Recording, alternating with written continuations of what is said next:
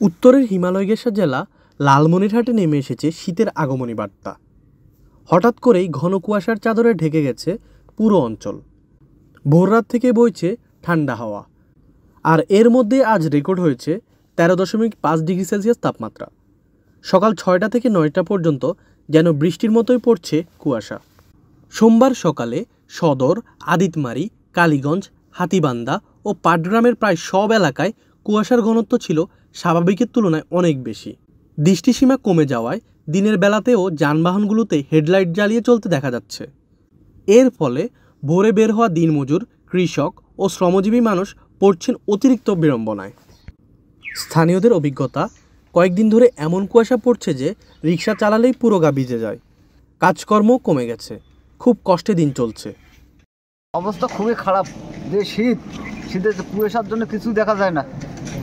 কুয়াশা খুব, যানবাহন এমন চলছে, কুয়াশার জন্য মনে হয় 1 সেকেন্ড হয় সেঙ্গো দেয় কোনটা বা।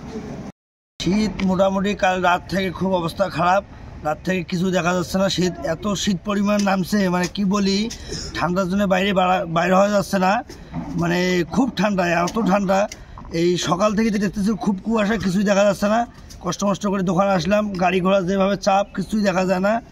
কুড়িগ্রাম আবহাওয়া অফিস জানিয়েছে, সকালে লালমনিরহাটের তাপমাত্রা রেকর্ড করা হয়েছে 13.5 ডিগ্রি সেলসিয়াস। শীতের আগাম বার্তায় উত্তরাঞ্চলের জনজীবন ইতিমধ্যেই ধীর হয়ে এসেছে।